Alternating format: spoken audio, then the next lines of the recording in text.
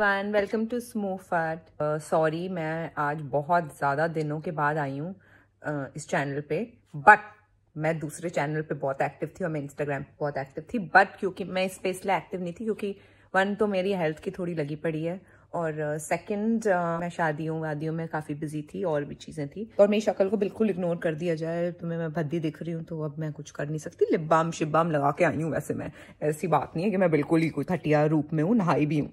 Anyway, moving to today's topic. आज का topic है रॉन्ग इंग्लिश।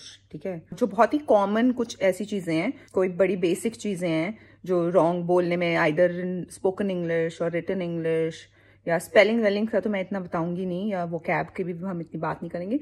मोस्टली जो ग्रामेटिकल एरर्स होते हैं जो बड़े कॉमन है, कई बार मैं कमेंट सेक्शन में पढ़ती हूँ ये वो। And to be honest, can I just tell you one thing, it's not important कि आप किसी की भी इंग्लिश बिल्कुल परफेक्ट हो। It's totally fine.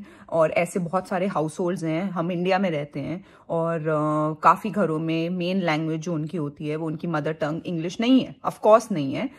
मेरे घर में भी mostly we use to speak only in Hindi बचपन में। इनफैक्ट मुझे अब बुरा लगता है बिकॉज माई पेरेंट्स, उन लोगों को आपस में वो लोग हमेशा पंजाबी में बात करते थे। हाँ, मतलब my parents with their relatives, with their neighbours, with their everybody. But हम लोगों से जब वो बात करते थे तो वो हिंदी में करते थे, तो इसलिए हमारे को कभी पंजाबी इतनी अच्छे से आ नहीं पाई, which I regret so much. And that's the same problem with our kids, that we always speak to our kids in English somehow. तो इसलिए उन लोगों की हिंदी तो बिल्कुल ही लगी पड़ी है, बिल्कुल हमारी नेक्स्ट जनरेशन की तो बोल भी पाएंगे कि नहीं पता नहीं। बट मैं तो काफ़ी ट्राई करती हूँ कि मैं नायका के साथ हिंदी में बात करूँ, क्योंकि इट्स वेरी इंपॉर्टेंट मेरे लिए कि मेरी बच्ची को हिंदी आए या जो भी आपकी मदर टंग है वो आए। तो दैट्स इंपॉर्टेंट। ऑफ कोर्स मैं ये नहीं चाहती कि उसको इंग्लिश नहीं आए, लेकिन which is also very important in today's day and age. लेकिन मुझे पता है इंग्लिश तो आ ही जाएगी because it's always spoken in their schools, in their classes, in their हर जगह इंग्लिश में ही बात होती है। Especially I've noticed this more in Bombay, Delhi और बॉम्बे में भी बहुत डिफरेंस है। I think in Bombay households there was more English been spoken and in Delhi it's a little less. जो बाकी के स्मॉलर टाउन्स हैं वो सब में तो अपनी सब मदर टंग ही बोलते हैं, स्पेशली हमारे पेरेंट्स ने। सो इट्स टोटली ओके कि किसी की इंग्लिश नहीं अच्छी है वो, but in India we make it such a big deal. हम लोग मजाक उड़ाते हैं उन लोगों के, हम लोग उनको बोलते हैं गवार है, ये है वो है, अगर इंग्लिश नहीं आती। But English is not everybody's first language, so we have to understand that. काफी लोग ऐसे हैं जो इंग्लिश मीडियम स्कूल्स में भी नहीं पढ़े हैं। So it's very okay if someone doesn't know a language. और जब हम बाहर ट्रैवल करते हैं भाई, अगर हम फ्रांस चले जाएं, स्पेन चले जाएं और वहां पे किसी को नहीं आ रही और वो तोतले हैं और वो तता तता करके इंग्लिश बोल रहे हैं, वो हमें बहुत पसंद है, वो हम कहते हैं सो क्यूट। और यहाँ कोई बोल देगा तो कोई माफी नहीं है उसके लिए, अगर किसी ने रॉन्ग बोल दिया तो। कोई भी चीज लर्न करने में कुछ खराबी नहीं है। English is the most widely spoken language in the world. आज आप कोई भी जॉब्स के लिए जाते हैं, कहीं पे भी जाते हैं, कुछ भी करते हैं, लेटर भी लिखना है आपको, कमेंट्स भी लिखने हैं इंस्टाग्राम, आप सब चीजें इंग्लिश में ही करते हो, तो इसीलिए वो थोड़ा इंपॉर्टेंट हो जाता है। और अगर आप इम्प्रूव कर सकते हो तो why not. Learning anything is always good, I feel. ऐसी कुछ कुछ चीजें हैं जो मैं भी अपने कमेंट्स में बहुत पढ़ती हूँ, स्पेशली कि लोगों ने रॉन्ग लिखा होता है और फिर मुझे मन करता है कि मैं बोलूं, पर ऐसे लगेगा कि भाई ये इसको क्या है, ये तो मजाक उड़ा रही है टाइप्स है, क्योंकि लोग कहते हैं अंग्रेजी झाड़ेगी तू अपनी। तो मेरे को ऐसा कोई वो नहीं है कि मैं अंग्रेजी, I speak in Hindi half the time, I speak in English half the time. Moving on, सबसे कॉमन मिस्टेक जो मैं देखती हूँ अपने कॉमेंट सेक्शन में, जो लोग लिखते हैं कि ग्रेट कपल्स, गुड कपल्स हमें लिखते हैं, जैसे मेरे गौतम को। जब दो लोग होते हैं वो एक ही कपल बनता है, उसमें वो दो कपल्स नहीं है। They are two people but they are one couple. So you don't have to put S आगे, कपल्स नहीं होता unless there are more than one couple. So तब आप बोलोगे lot of couples came, but एक husband और wife को आप कपल ही कहोगे, या आज के जमाने में हस्बैंड और वाइफ जो भी है, दो लोगों को आप कपल बोलते हो। ठीक है, तो ऐसे और भी ऐसे कई वर्ड्स हैं इंग्लिश में जिनका आप प्लूरल फॉर्म में यूज नहीं करते, सिंगुलर में ही यूज करते हो। जैसे कि एक और एरर है बहुत ही कॉमन जो लोग करते हैं, वो है हेयर्स। हेयर्स कुछ नहीं होता भाई, हेयर ये सारे जितने सर पे है ना, ज्यादा नहीं है, पर फिर भी हेयर ही बोलोगे तुम, हेयर्स नहीं है, ये हेयर है। ठीक है, so you have good hair, what do you use for your hair, which shampoo do you use for your hair, only hair, hairs नहीं। ब्यूटिफुल हेयर्स मत बोला करो, रॉन्ग है। वैसी फीट, दो भी हैं तो फीट्स नहीं होएगा वो, feet, your feet are dirty. Spoken English में एक बड़ा कॉमन मिस्टेक लोग करते हैं, डिडंट। डिडंट कोई वर्ड नहीं है, लिखते उसको डिडंट करके हैं, पर उसको बोलते हैं didn't. Okay, also past tense और प्रेजेंट टेंस में बड़ी प्रॉब्लम है. आई डिडंट वेंट नहीं, डिड या डिडंट दोनों ही हेल्पिंग वर्ब है जिसका आपने ऑलरेडी पास्ट टेंस यूज कर दिया है. अब उसके आगे it will always be followed by a present tense में वर्ब. तो अब मेरे को ना इतना टेक्निकली समझाना नहीं आ रहा, मैं सच्ची बताऊं गड़बड़ कर दी मैंने ये सेगमेंट बना के. बट इसमें आपका हमेशा होगा I didn't go. Present go is the present tense use होगा डिडंट या डिड के बाद हमेशा. आई डिडंट वेंट नहीं होएगा, आई डिडंट फेल नहीं होएगा, आई डिडंट फॉल. तो प्रेजेंट यूज होएगा. आई हैड वेंट नहीं, आई हैड गॉन. ठीक है, तो कैसे समझाऊं तुम्हें? जैसे I drinked the whole beer, I drank the whole beer. फिर I swimmed in the ocean, I swam in the ocean. और क्या, felled down, falled down, no I fell down. ऐसे काफी सारे हैं लोग पास्ट टेंस वाले, वो रॉन्ग यूज करते हैं. जो वर्ड होता है उसी के आगे डी लगा देते हैं. सेंड को बोल देते हैं सेंडेड, आई सेंट, है ना. आई रैन, रनड कोई वर्ड नहीं है. बिल्ड को बिल्ट. किसी किसी में पास्ट टेंस में टी लग जाता है डी की जगह.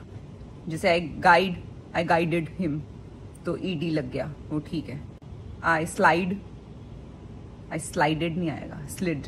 जो कॉमन वाले हैं वो आप गूगल कर सकते हैं या वो लर्न कर सकते हैं. और फिर once you start speaking like that आपको आदत हो जाएगी. वो ऐसा नहीं है कि आपको हमेशा ही याद रखना पड़ेगा. एक और है, I went to buy it then I bought. So buy का होता है बॉट. ठीक है, अब lot of people also confuse two similar words. For example bought and brought, ये बहुत लोग कंफ्यूज होते हैं. बॉट क्या है और ब्रॉट क्या है, and they use it interchangeably, but it's wrong. Brought is the past tense of bringing. So I will bring you this, I brought you that. कुछ लेके आना, कुछ देना. Bring का basically word है brought. और buy, to buy something का है bought. और I bought a gift for her and then I brought it to her. तो मैं लेके आई is brought, but खरीदा is bought. वैसे ही है, एक बहुत common है जो people who have very good English also I've seen them make this error a lot, which is then and than. THEN, THAN. These are not the same words. So then is used, then this happened. This when series of things are happening. Then you use, like I said, then you use. After that, या मतलब उसके लिए use करते हैं. I went there, then I went there, then I ate this, then I did this. So then मतलब उसके बाद. And than is when there's a comparison. This is better than this. THAN, वो उसमें use होता है. हाँ, accept and accept, ये भी बहुत लोग इंटरचेंजेबली यूज करते हैं. Accept is to accept. I accepted the gift from him, which is ACCEPT, accepting something. And except, EXCEPT, except is I can go anywhere except being in Bombay. So leaving this out is accept this, which starts from E. And accept is accept a gift, accept something from somebody. I accept your apology. वो accept, वो A वाला accept है. There and there, हाँ. So THERE और THEIR, ये भी दोनों बिल्कुल अलग वर्ड हैं. There means THERE is go there वाला there है वो, ठीक है. So it's mostly like a place. There was something that happened. So there वो वाला है. And THEIR is when it belongs to someone. It's their house. It's their stuff. Yeah? हाँ, कई लोग ना थोड़ी सी सिचुएशन गड़बड़ होती है और उसमें आप लोग गलत बात बोल देते हो. For example, passing out and passing away are two different things. If you're sending a condolence message to somebody, please don't say somebody has passed out. Passing out means कोई दारू पी के टुन है, या तो दवाइयाँ खा के सो गया है, या बेहोशी छा गई है, वो उसको कहते हैं pass out. I was very tired, I passed out. मतलब I slept, like I almost, like बेहोश is called passing out. Yeah, I was so drunk that I passed out, or I didn't realize that I was going to pass out, or my eyes are shutting, I'm passing out. So that's passing out. And passing away is basically if someone's died, then you use passing away. So ये चीज़ें बिल्कुल इनको interchangeably use ना करें, काफ़ी different meaning है इन दोनों के. ऑल्सो कंडोलेंस मैसेज भी काफी लोगों के काफी वियर्ड हो जाते हैं. मोस्ट पीपल गूगल, मैं भी करती थी पहले यार, because it's a situation like that, sometimes you don't understand what to say, but then with time I figured it should always be heartfelt. Unless कोई बिल्कुल ही फॉर्मल सेटिंग है, आपको ऑफिस में या किसी को भेजना है, भगवान ना करे आए, पर सबकी लाइफ में आती है वो सिचुएशन, आपको ऐसा कुछ मैसेज भेजना है किसी को. But the best is to keep it as simple as possible and as heartfelt as possible, और just say that we are really thinking of you. If you need anything, just reach out and I know how you're feeling or whatever. Like, or if you have a memory of someone, so you tell them that. But keep it simple. Anyway, that's besides the point. Let's come back to our topic. हाँ, और ये भी बिल्कुल ना बोलें on थे off हो गए and all that. It's very maybe गाँव में I think ये language use होती होगी, पर काफी लोगों को मैंने ये भी सुना है कि वो off हो गए. I think it's a very rude way of saying it or whatever. मेरे को तो समझ नहीं आता ऑफ हो गए क्या होता है. क्या बटन थे ऑफ हो गए, पंखा थे, ये क्या बकवास किए तुमने, ऑफ हो गए. एक्सपायर हो गए भी बहुत घटिया लगता है. एक्सपायर नहीं होता बंदा यार, मतलब ठीक है जो भी है, मतलब ओके. सो ये बहुत ही जो ये ऑन ऑफ हो गए, एक्सपायर हो गए, बिल्कुल पुराने जमाने में शायद यूज होते. तो ऐसे काफी चीजें हैं जो पुराने टाइम में मैंने बहुत लोगों को बोलते हुए सुना है, जो अब नहीं यूज होती हैं, क्योंकि अब बिल्कुल ये जेनजियों ने दे हैव टेकन ओवर, और ये तो हमारा मजाक उड़ा के मर जाए अगर हम बोल दें. ऐसे कई लोग यूज करते हैं डियर डियर, ये हमारे मम्मी पापा यूज करें तो ठीक है, अब के जमाने में ये यूज नहीं होता बिल्कुल भी, कि hi dear, bye dear, okay dear. Don't use dear please, it's very 1980s और व्हाटएवर. अभी बोलते हैं लोग हाई ब्रो, बाय बडी या बेब, ऐसे यूज करते हैं. मतलब not that you have to use like that, what I mean is dear is very medieval, okay, so don't use that. और कुछ मिडीवल चीजें और ऐसी हैं पुराने जमाने की जो लोग अभी भी यूज करते हैं, कि माई मिसेज, ऐसे टाइप की, कि my wife you can say, और माई बेटर हाफ और व्हाटएवर, और या सिर्फ नाम बोल दो. माई मिसेज बड़े पुराने जमाने की बातें हैं. और क्या बोलते हैं लोग पुराने वाली, myself, when you are introducing like my dad and all used to say that, myself Khanna. याद आ गई मुझे myself. अब myself करके अपने आप को इंट्रोड्यूस मत करना. मतलब I don't know if it's wrong English, right English, but it's not used English anymore basically. Again, I've seen a lot of people who have good English, they again make these errors a lot. Revert back. Revert back जैसा कुछ नहीं होता. Revert का मतलब ही होता है to reply back, और to reply basically. Reply का भी यही मतलब है कि to answer back. तो बैक दो बार नहीं लग सकता. He didn't revert to my email, or I got a revert from him. It's enough, not a revert back. फिर तो वापस बैक हो गया, दो बैक हो जाएंगे. रिप्लाई के आगे भी बैक नहीं लगता.